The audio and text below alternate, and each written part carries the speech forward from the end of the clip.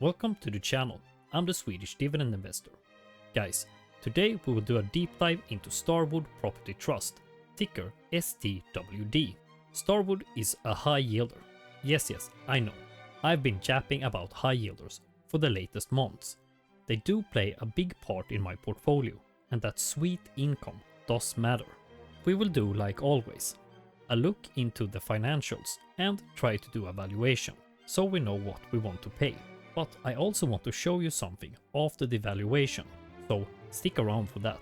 If you're new to the channel, we talk about dividend stocks and ETFs, do valuations, and a yap about high yielders, all with a sweet Swedish accent. So if that sounds like something you're into, don't forget to like, comment and subscribe. Alright, Starwood Property Trust is a US international real estate investment trust, REIT, operating across 4 areas. Commercial and residential lending, originates and manage a wide range of real estate loans and mortgage-backed securities. Infrastructure lending, provides and manage debt financing for infrastructure projects. Property, acquires and manage equity interest in stabilized or soon-to-be stabilized commercial real estate, including multifamily properties. Investing and servicing, manages distressed assets, invests in various CMBS tranches, originates conduit loans for securitization, and acquires commercial real estate from CMBS trusts. As a REIT, it avoids federal corporate income tax by distributing at least 90% of its taxable income to shareholders. Founded in 2009, the company is headquartered in Miami Beach, Florida. It's a hybrid REIT, investing in loans and owning properties. Something very unique and very much welcomed. Investing in mortgage REITs can be very tricky, but having those properties can smooth out the iffiness of being able to pay dividends. So we open up their latest presentation for some key data. They highlight a market cap of around $6.7 billion and a sector-leading annualized total return of 9.8%. Total capital deployed since 2009 of $112 billion. Current portfolio of $29.9 billion, spanning multiple business segments. Commercial lending assets are diversified across asset classes and geographies, with 53% of loans backed by multifamily or industrial assets. Floating rate loan portfolio, constructed to outperform in both higher and lower interest rate environments. And they focus on that sweet plus 10% dividend. It is protected by $1.4 billion or $3.82 per share in unrealized distributable earnings from property gains. Let's remember this last part. Their total assets are 53% into commercial loans and 19% invested into owned properties. Infrastructure lending at 10%, and they also have some residential lending at 9%. Looking at their distributable earnings breakdown, this is what they cover their dividend with. We can see 45% of the earnings come from commercial lending, 23% from REIS, real estate investing and servicing, and that includes CMBS investing, that's commercial mortgage-backed securities. Residential and industrial lending at 24%, 12% each, and 8% from their own properties. Looking at their properties, this is the multifamily section. They have about 94 properties with a weighted average occupancy rating of 95%. They have 15,057 residential units with a total commercial eagles per hamburger. Square footage of 2.3 million. That's about 214,000 square meters in non-freedom units. Scrolling down, you can see their property segment overview, fundamental portfolio. I guess this is the commercial portfolio. They have a total of 475 properties. And we see bald eagles per diabetes of 12.8 million or 1.2 million square meters. We see weighted average remaining lease term is about 17 years. Across 43 states, 61 industries and 96 tenants. with an average annual rent increase of 2.24%. The top 10 major industries are the following: food production and distribution, product manufacturing, dining and entertainment, automotive services, deathcare. Wait, what?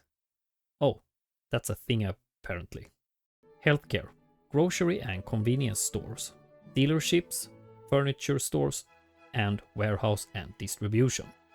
They have been paying a dividend since 2009, and the dividend per quarter has been the same since March of 2014 at $0.48, and they have never gone through a cut. This is something very unusual for a mortgage REIT. Let's see their latest quarterly report. I want to highlight their DE, distributable earnings, of $0.4. Comparing that to their quarterly dividend of $0.48, it's a tad bit under their dividend.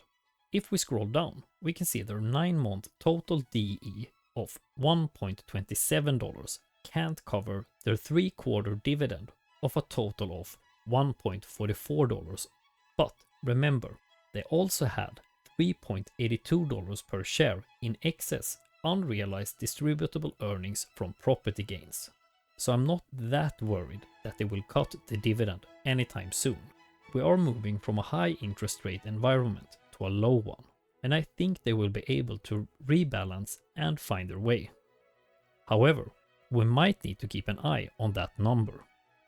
They have a grace period where they can supplement the dividend with those $3.82 per share.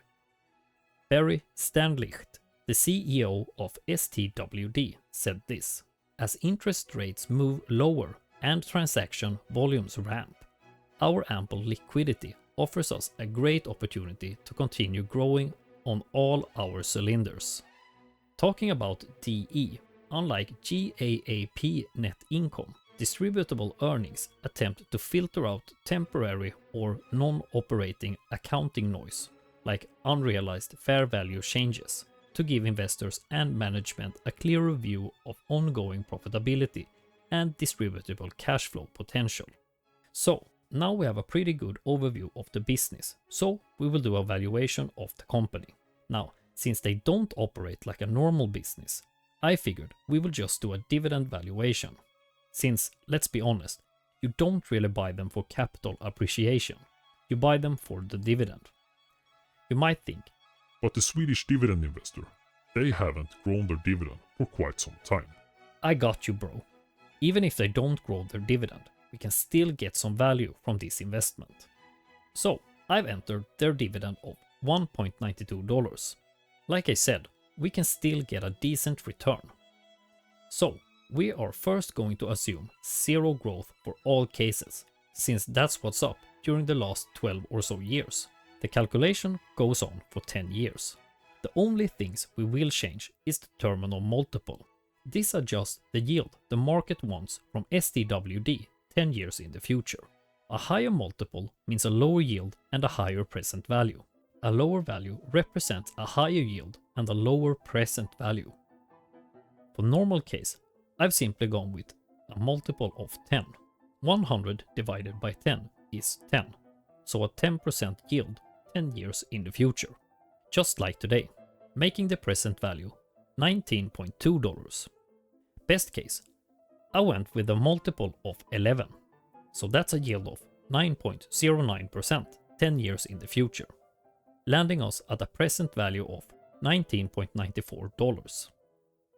Worst case, the multiple is 8, so a yield of 12.5%, making the present value $17.72.